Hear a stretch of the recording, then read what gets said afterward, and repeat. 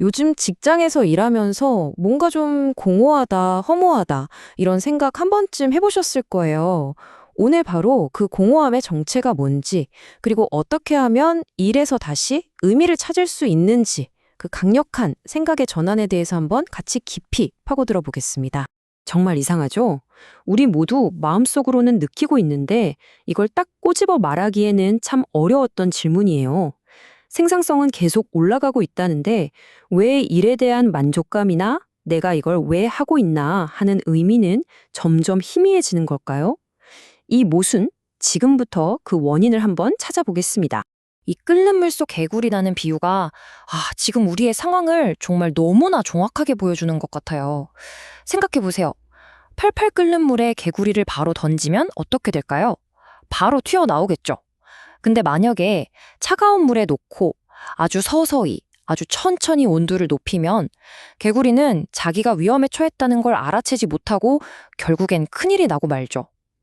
혹시 우리도 모르는 사이에 이렇게 점진적으로 번아웃에 빠져들고 있는 건 아닐까요?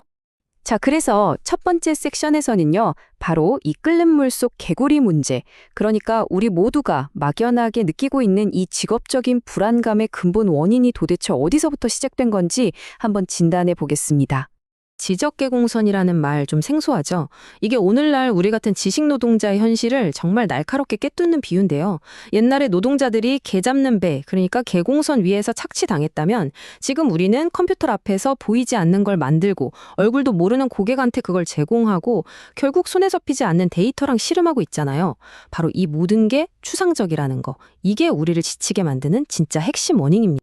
결국 문제는 이거예요. 내가 하는 일의 실체가 눈에 잘 안 보이고 내 일 때문에 누가 행복해지는지 알 수가 없고 내 성과라는 게 그냥 엑셀 시트 위에 찍히는 숫자로만 남을 때 바로 그때 우리는 일과의 연결고리를 잃어버리고 무력감을 느끼게 되는 거죠. 이게 바로 요즘 직장인들이 겪는 고립감의 정체입니다.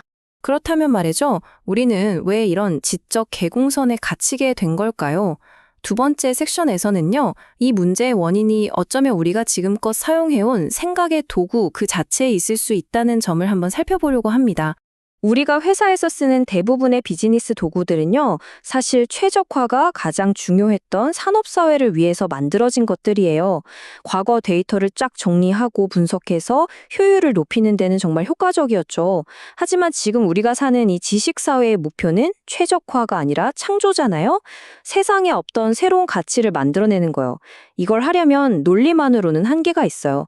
이제는 공감, 서사, 그리고 상상력 같은 새로운 도구들이 필요한 시대가 온 겁니다. 한번 생각해 보세요.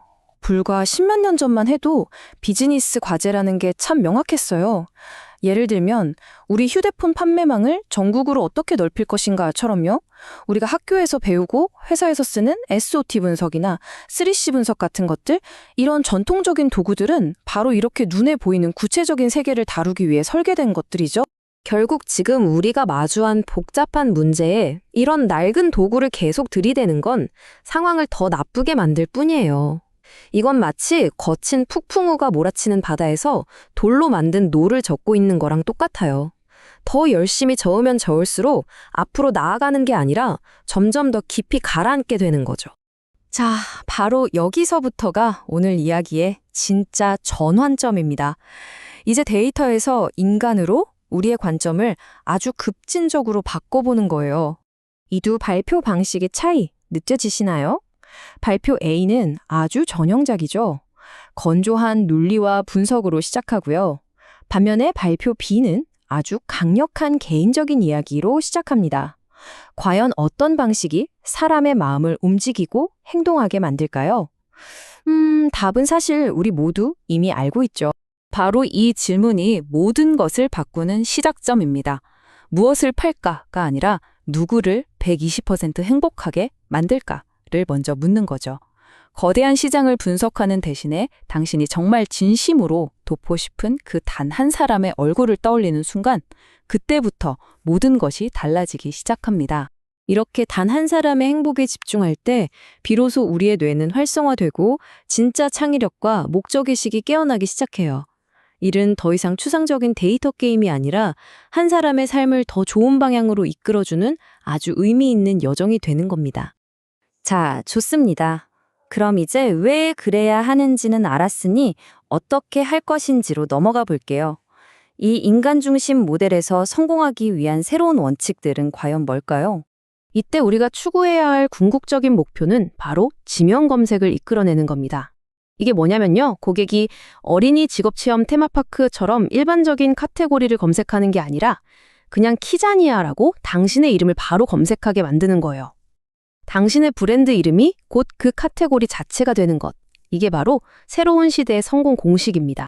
이게 바로 새로운 시대의 실행 계획이에요.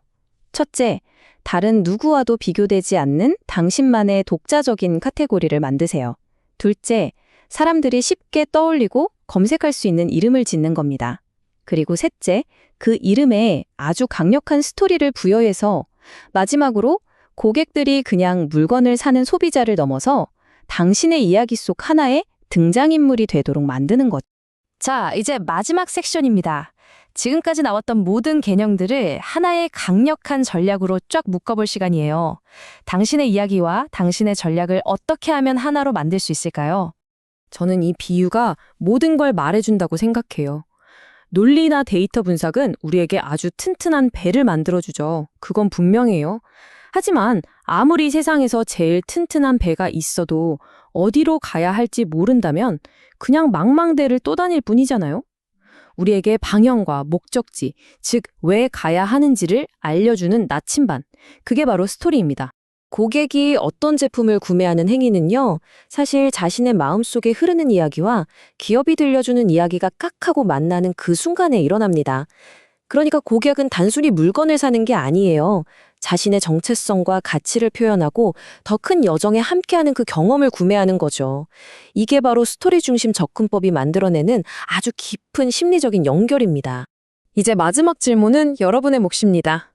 여러분의 일과 삶에서 오직 당신만이 들려줄 수 있는 고유한 이야기는 무엇인가요?